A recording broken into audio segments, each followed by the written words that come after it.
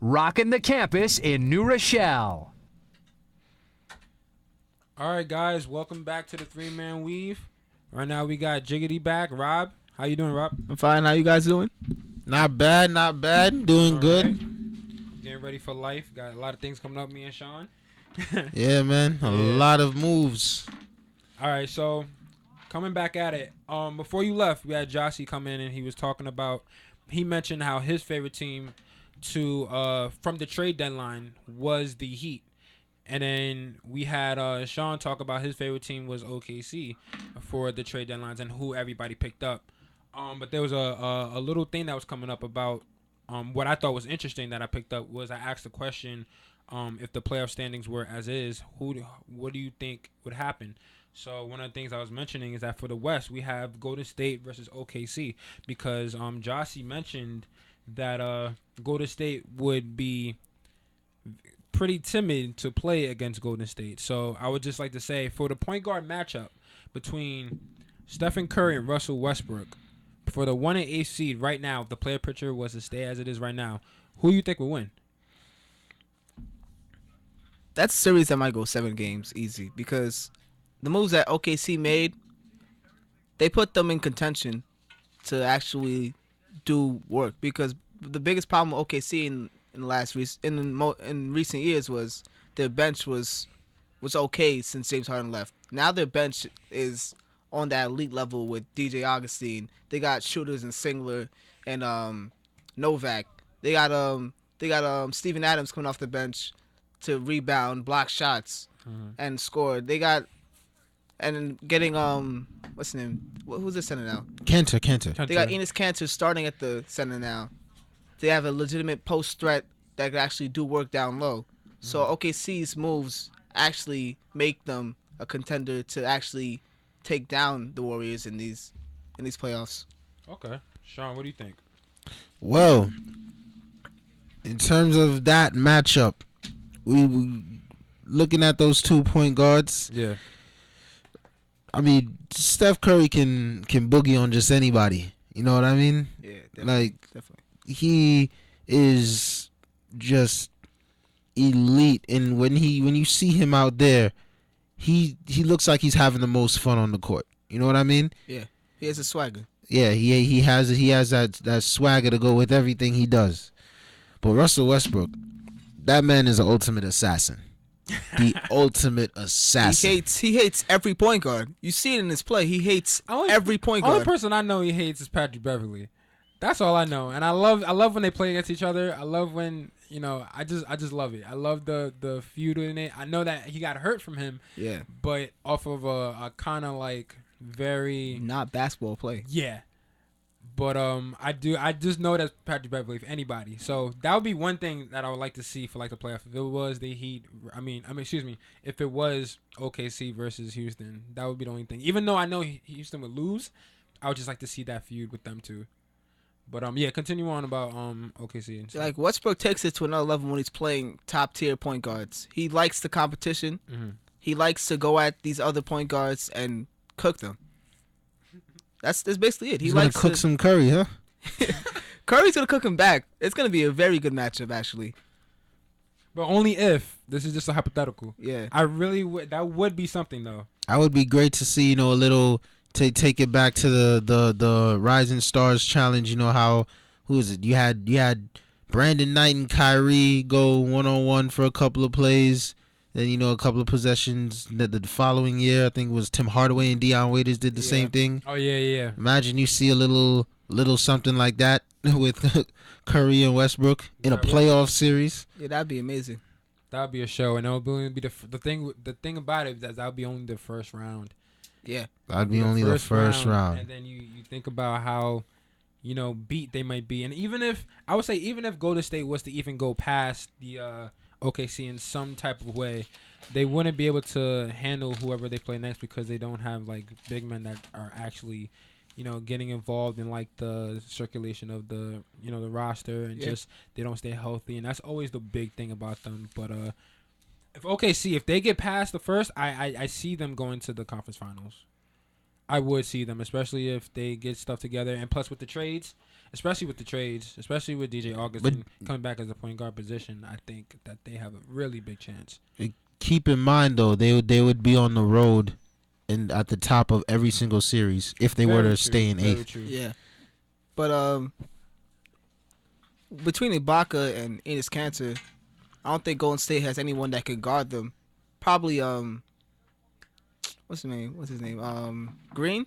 Draymond Green probably could guard Ibaka pretty well, but I don't see anyone that could guard Enes Kanter on Golden State because Bogut, he's always unhealthy. He's always injured. So I don't know if he could stay in the game long enough, like stay healthy long enough to be able to keep up with Enes Kanter. But we'll see how that goes. Definitely. But that would be a sight to see nonetheless. Yeah. Those matchups from 1 to 5 are just amazing. Yeah, I really would like to see that, but just until then, I just hope that I could pass all my tests and just have a good standing for like my classes first before I even get to watch all this stuff. Yeah. 'Cause I know it's definitely going to be during finals week, so I'd have to stay upon that. Just a quick thought though. Earlier before, by the way, Rob, we talked about the who we thought won in the trade deadline. Mhm. So the other thing I want to talk about is the losers. I was looking at CBSSports.com and I had a little article that talked about the who they think are the 3 teams that lost in the draft. So in the trade, excuse me. So the first we have the Phoenix Suns, who they had, Dragic and they had Bledsoe and then they have Isaiah Thomas, 3-point guards at the same time. And then you see that they had to let go Isaiah Thomas. They said at first Isaiah Thomas was the one who messed up their chemistry because the year prior they actually were working towards some type of, just a nice gel of the team together. And then once he came on, everything fell apart. So even though he was a good player who could get you a quick 20 at his size, probably as tall as me or less, like 5'8" or whatever, 5'9", Yeah. and he's not the person for the team, even though he does produce well. What do you think about Isaiah Thomas as a small point guard and him moving to Boston? Like, what do you think? Isaiah Thomas moved to Boston. We know that in the draft he had they just got Marcus Smart as a point guard position. The Boston Celtics entirely right now, their record is very close. They don't have a shot in the playoffs because they're 20. What are they? They're 21-33. They have no shot in the playoffs. And how do you think, just to say that Isaiah Thomas is going to be transferred to the Boston, what do you think Isaiah Thomas is thinking right now as a player who had a close to maybe a playoff shot if they worked hard enough, and now is at the Boston Celtics? What do you think about that? What do you think about his mentality? Isaiah's gonna ball. Isaiah's been on losing teams before. He understands that. He knows he has to keep his morale up. He has to keep playing ball because he's been on the Kings who are suckish. Yeah, For lack of a better word. Yeah. For lack of a better word. Yeah. For his first 2 years, and he's been putting up big numbers every year. So he's gonna keep putting up big numbers. Hopefully next year they pick up someone good in the draft, and they could actually make the playoffs. But Isaiah's gonna continue to be Isaiah. That's pretty much. What do you think? Oh yeah, and you too, Sean. I'm gonna put this question for you. Now, what do you think about the Suns picking up Brandon Knight and the rising, so to say, almost all-star, pretty much? So, what do you think about that, picking up Brandon Knight, a player of his capabilities of just skill-wise and what he could do in the court and how he's risen?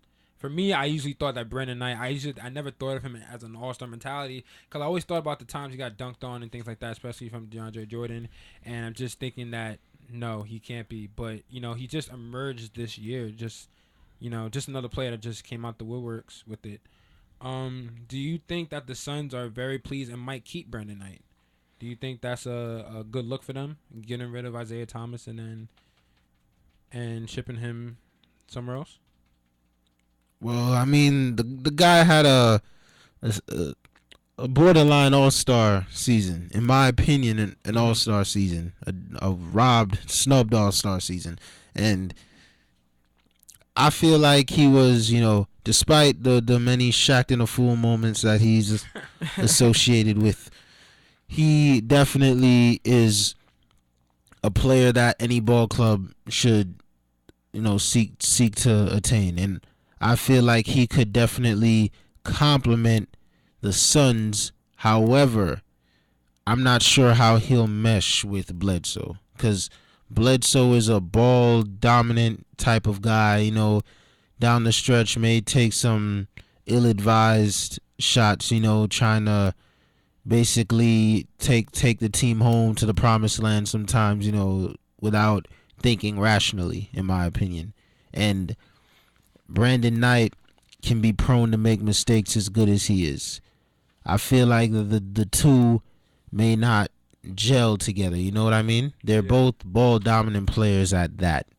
So I'm a little skeptic. In my opinion, in terms of, people who reaped benefits from the trades and people who kind of regressed, I would put Phoenix in the regression category.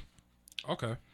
One thing I like to add, they pretty much putting up the same numbers, 25 and 5 the last 2 years. Eric Bledsoe and Brandon Knight, they pretty much give you the same thing at the table.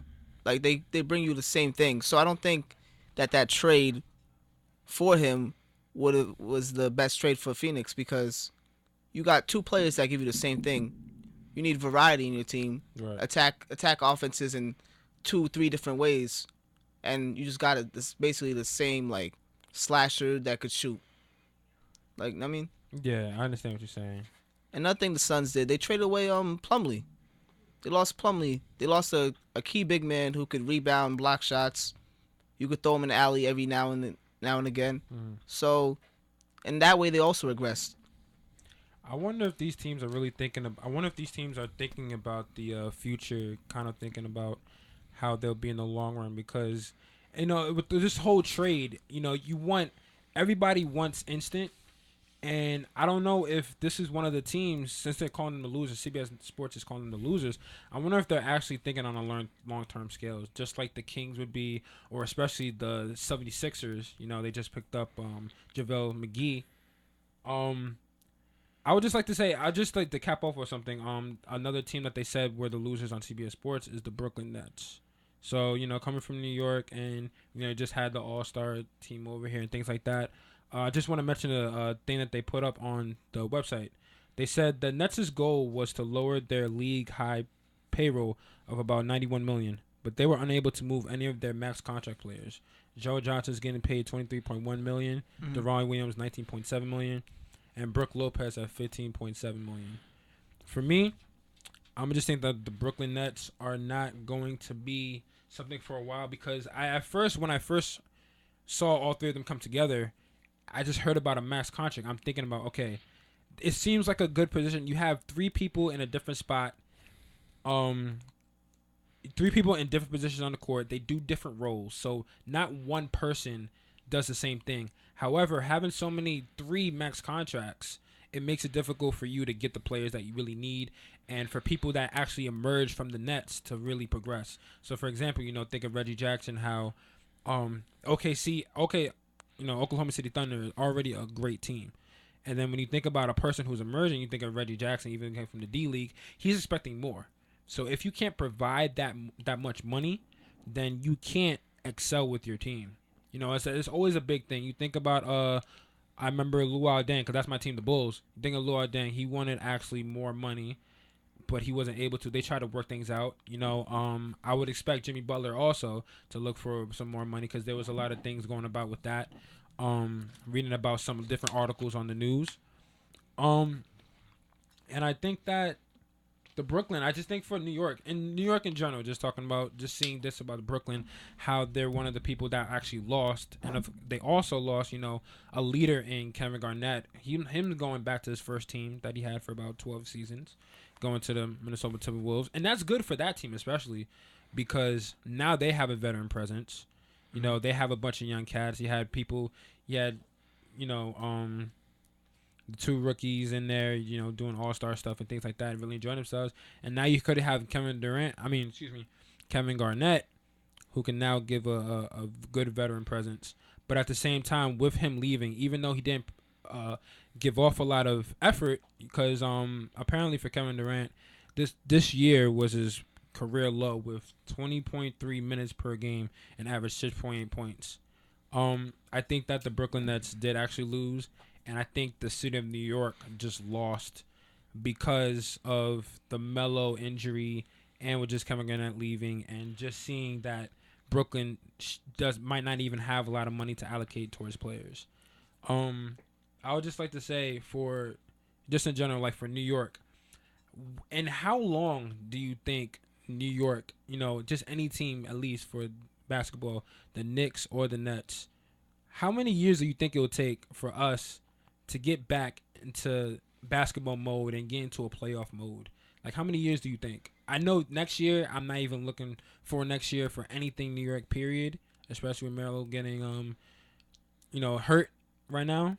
But what do you see New York? Like, how long do you think it will take for them to really get back to standings? Me being a Knicks fan, hopefully next year or 2 years from now, because Melo, we'll see how Melo comes back from the knee surgery, and hopefully, and the Knicks could have a lot of cap space for free agents, and this free agent class is a pretty big one with a lot of bigs that are all-star caliber bigs.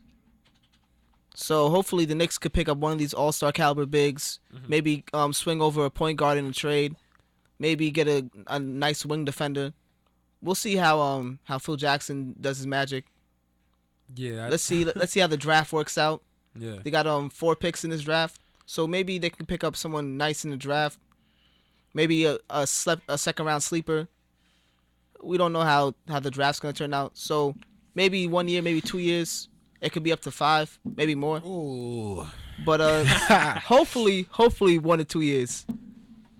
Man, I want some excitement because I'm trying to move somewhere probably in the future, and I want to be in New York when things is going hot in New York. You know what I'm saying? Yeah. I totally forgot about Phil Jackson too. Working for the Knicks with just all of the stuff that's been going on with the Knicks. Period. Just with their record. Their record overshadowed that Phil Jackson was even there. Yeah. I'm sorry to say, but Sean, you have anything? Well, in terms of how anemic these teams are gonna stay or remain, and for how long, for the Nets, I'm not sure. That could be, some odd seasons. I don't really have a number on that. In terms of the Knicks, well, it depends on what Phil Jackson, the executive, can do. Because remember, the trade that the Knicks made with Cleveland, that right there was Cleveland and Oklahoma City. That right there was basically predicated on what Phil Jackson can produce out of this coming off season. That ultimately decides whether the Knicks were ultimate winners or losers from that trade, what they can reap from this offseason via Phil Jackson. So we're going to see how he does his job in that respect. And, in terms of Melo's injury, sure, that plays a role in the Knicks' further progression, but I'm not too sure how severe the injury is. I mean, you think about it, the Knicks have wanted the guy to shut it down for, quite some time, and he waited till after the All-Star game. The guy said he was injured, but, nonetheless played 30 minutes. Didn't have the best All-Star game, but played 30 minutes. And I don't know how much that, plays a role, and, especially with all the rest he's going to get now entering into next season. So it all depends on what Phil Jackson can do, what the executive can do. Right. Coming back, we're going to take a quick break. When we come back, I do want to talk about a little bit about Melo, too, and the Knicks and their future upbringing. Just being from New York is something that really has to be talked about. I might not be a hockey fan, but I do want to see how the Rangers are doing. You know what I'm saying? So I just want to see, I'm just saying, I want any New York team, since I'm here, to really excel. So when we come back, we're going to talk about the Knicks and what do you think about Melo for the future.